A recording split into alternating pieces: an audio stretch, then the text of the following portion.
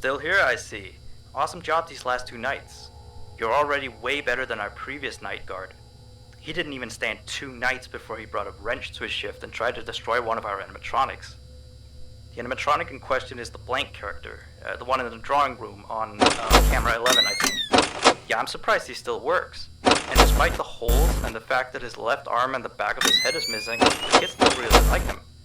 Anyway, ever since that day, Blank's been acting almost more strange than the other animatronics.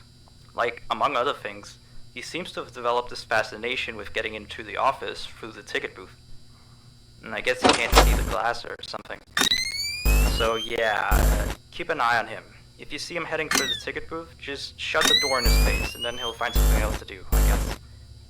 Oh, and by the way, ever since that new Freddy Fazbear's Pizza closed last week, we've been getting more and more customers during the day. So next week, if you're up for it, we could use you on a day shift. Think it over. We'll talk later.